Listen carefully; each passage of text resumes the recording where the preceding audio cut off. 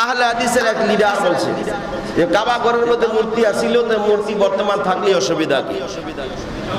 নাউজুবিল্লাহ, আসতে না জোরে। ওরা কি আসলে পাগল হয়ে গেছে?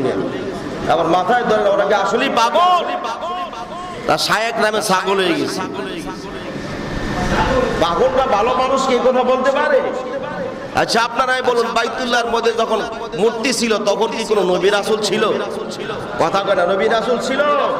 ইব্রাহিম ঈসা আলাইহিস সালাতু ওয়াস সালামের পর থেকে নবী মুহাম্মদুর রাসূলুল্লাহ নবুয়তি পাওয়া পর্যন্ত 500 বছর ছিল। এই 500 বছর নবী না থাকার কারণে এই বাইতুল্লাহর মধ্যে মূর্তি ঢুকাইছে মুসলমান না বিধর্মী? কথা কয় না, মুসলমান না বিধর্মী? আর এই বাইতুল্লাহ থেকে মূর্তি বাইর করছে কে? মুসলমান না বিধর্মী বাইর করছে?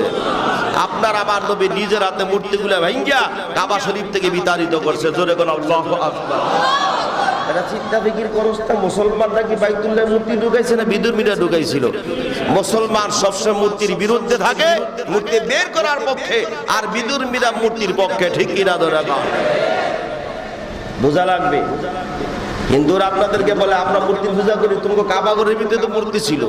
বোঝা লাগবে যে মূর্তি আমরা ঢুকাই নাই, তোরা ঢুকাইছ আর আমরা বের করছি। জোরে কর সুবহান। বুঝতে পারছেন?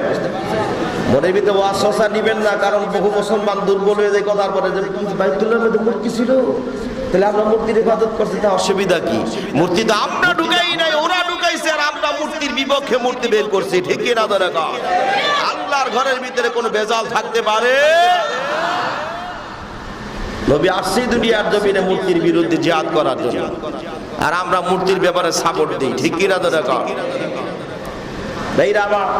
ইব্রাহিম আলাইহিস সালাতু ওয়াস সালামের জমানায় মূর্তি বানাইছে, ছোট মূর্তি, বড় মূর্তি। আপনারা ঘরের ভিতরে মেয়েদেরকে খেলনা কিনে দেওয়ার জন্য মূর্তি কিনেন না? কিনেননি? মূর্তি বলতে সিঁড়ে থাকলে 10টা হাত থাকবে এরকম না, প্লাস্টিকের মেয়ে মূর্তি কিনেন না আপনারা মেয়ের খেলা দেওয়ার জন্য? এটাও না যায়, এটাও কি হারাম? শুধু না যায় না, হারাম। আজকে থেকে মূর্তি বাইর করে দিবেন। ঘরের ভিতরে আপনারা ভালুক নেন, মূর্তির ভালুক আছে না নাই? কাপড় দিয়ে বানানো 500, 2000, 1000 দিয়ে কিনা বাবুরে দে, বাচ্চারা খেলা করে, এটাও না যায়। কথা বুঝছেন? এগুলো আজ থেকে এটা বের করে দিবেন। ঠিক কিনা ধরে কর? এগুলো আমাদের বাংলাদেশের কালচার নয়, বিধর্মীদের কালচার। ওখান থেকে আমাদের বাংলাদেশের সরলা মুসলমানদের ভিতরে ঢুকাই দিয়েছে। কত সুন্দর দেখতে, আমার বাচ্চারা দিলে অসুবিধা কি? তোমার ঘরে মূর্তির বিরুদ্ধে আল্লাহ তোমার বানাইছে, আর তুমি আনন্দ চিত্তে মূর্তি ঢুকাই নিছো। ঠিক কিনা ধরে কর? হাজি সাহেব হজ করতে গেছে, হজ করতে আসার পরে হজ করে যখন বাড়ি আসবে চিন্তা করলে আমার নাতিন আছে, কি নিয়ে যাবো? আরবের মধ্যে সুন্দর সুন্দর মূর্তি আছে, সুন্দর সুন্দর খেলনা পুতুল আছে, এই পুতুলগুলা নিয়ে যায়। আইনা হজ করতে ইবাদত করে আসার পরে এই বাইতুল্লাহ থেকে যে মূর্তি বের করে দিয়েছে, ওখান থেকে আপনি চলে আসেন মূর্তি নিয়ে আপনার ঘরে ঢুকাইছেন। ঠিক হয়েছে? জায়েজ হয়েছে? জোরে কোন জায়েজ হয়েছে? আল্লাহ আমাদের বুঝার তৌফিক দান করেন। খেলনা দেওয়ার জন্য আরো বহু কিছু আছে, মূর্তি দেওয়া লাগবে কেন? খেলার জন্য অন্য কিছু নাই? কথা কর নাই? ওইগুলা দিবেন। মূর্তির বিরুদ্ধে সবসময় সংগ্রাম ছিল, থাকবেই থাকবে। ঠিক কিনা ধরে কর? আল্লাহ আমাদের বুঝার তৌফিক দান করেন।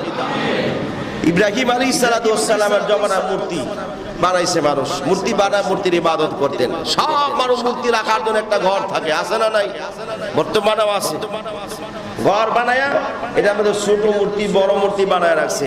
এই ঘরের ভিতরে অসংখ্য মূর্তি, একটা লিডার অফ মূর্তি, বড় মূর্তি বানায় রাখছে, যার হাত 10টা, জিহ্বাটা আদাত বাড়ি রয়েছে। নাউজুবিল্লাহ বলি। আমি কাউকে ছোট করার জন্য বলি না, বুঝার জন্য বলি। আমাদের এলাকায় হিন্দু আছে, আমাদের বাড়ি আশ্রমের কাছেই বারুদি। আমরা জানি এই মূর্তি বানানোর জন্য কি মাটি ব্যবহার করা হয়। যেই মাটির কথা শুনলে আপনি কাছেও যাইবেন না। ওই মূর্তি, ওই মাটি দিয়ে মূর্তি বানাইয়া এটারে আবার খাড়া করার জন্য, কারণ এমন একটা তাদের ভগবান, তাদের মালিক তাদের ইবাদত করে এমন একটা জিনিসের যে নিজে দাঁড়াইতে পারে না, পিছন দিয়া বাঁশ দিয়া খাড়া করাইতে হয়। কথা কয় না?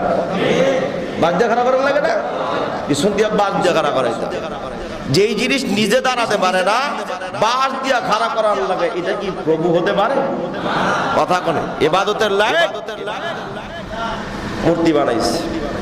তাদেরকে আবার উপঢৌকন দিয়েছে, হাদিয়া দিয়েছে, খাবার ধরনের বিভিন্ন হাদিয়া দেওয়া, আপেল মালটা বিভিন্ন মিষ্টি জাতীয় খাবার সন্দেশ মতো সামনে দেয়। এই মূর্তি কোনোদিন খেতে পারবে? যেরকম পারবে। শুধু এই নয়, বড় যদি 10 বছর 50 বছর 200 বছর আগে কোনো বট গাছও থেকে এটার মধ্যে নময়ং নমন করতে বিভিন্ন কিছু দিয়ে এটার ইবাদত শুরু করে, আছে না নাই? চিন্তা ফিকির করে দেখে তাদের বিবেক বুদ্ধি কই গেছে? যে গাছ আপনি লাগাইলেন ওই গাছ বড় হয়ে গেল, 200 বছর 500 বছর দাদায় লাগাইছে, নাতি পরনাতি যাইতে যাইতে যাইতে লিমিট নাই।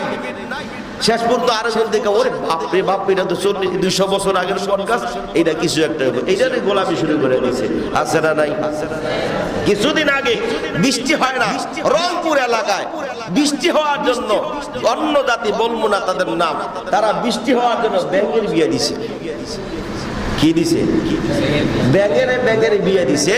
আর সবাই মিলে আনুষ্ঠানিকভাবে এটা বরণ করে দিছে। ব্যাঙের বিয়ে হইলে নাকি বৃষ্টি হইব, নাউজুবিল্লাহ। আচ্ছা, ব্যাঙের সাথে বৃষ্টির কোনো সম্পর্ক আছে? কিয়ামত পর্যন্ত গোটা পৃথিবীর ব্যাঙের যদি বিয়া দেন আর অনুষ্ঠান করেন, এক জারা পরিমাণ বৃষ্টি হবে? তো হইল না তো, বুঝছে? এইগুলো করে লাভ কি?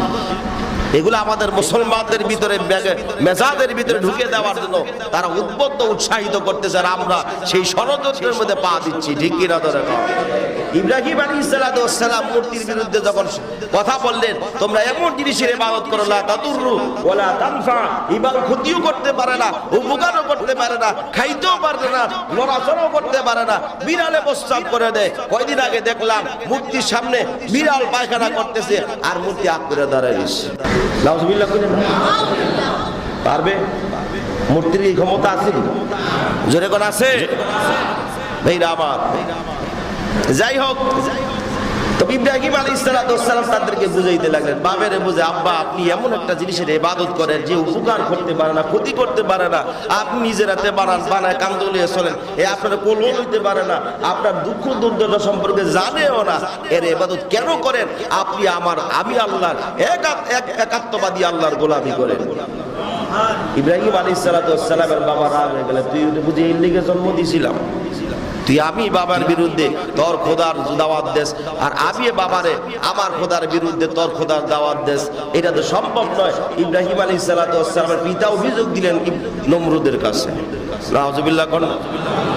নমরুদের কারণে নেই, বেশি খেয়াল করে। একদিন ঈদের অনুষ্ঠান, মানে বিদর্মীদের অনুষ্ঠান, উৎসব শুরু হয়ে গেল।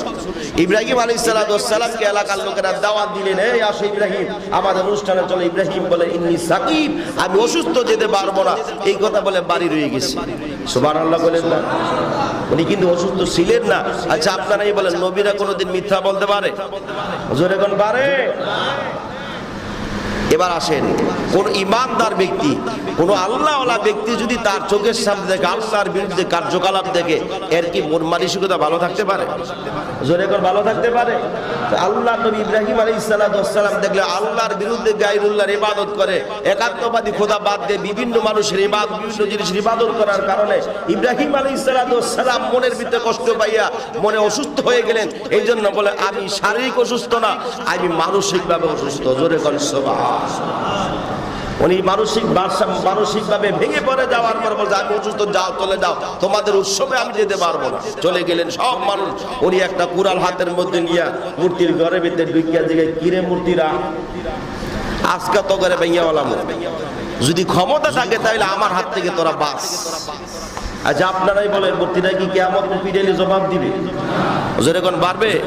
তো কুড়াল নিয়ে সব নিয়ে ভাঙছে, ভাঙ্গিয়া ঘুরা কইরা কুড়ালটা বড়টা লিডার হয়ে কান্দের মধ্যে ঝুলাই দিয়ে বলছে। সুবহানাল্লাহ কন্যা। এইটাও ভাঙতে পারতেন। এটা ভাঙার কারণ হলো, সব যদি ভেঙ্গিয়া বলে তাহলে তাদেরকে জবাব কি দিব? এই জন্য বড়টার কান্দের মধ্যে দিয়ে ঝুলাই বলছে। সন্ধ্যার সময় সব মানুষ থেকে তাদের উৎসব শেষ করে বাড়ি আসেন। সন্ধ্যার সময় পূজা করার জন্য ঘরে ভিতরে দরজা খুলে দেখে সব খোদা নাই, বড় টাকার রয়েছে। নাউজুবিল্লাহ কন্যা। এই লাগলো আর কি পুরো এলাকার মধ্যে আগুন, আপনার খোদারে মেরে নিচ্ছে। নাউজুবিল্লাহ কইলেন না? আচ্ছা, আল্লাহর কি মারতে পারে? কথা কোন খোদার কেউ মারতে পারে?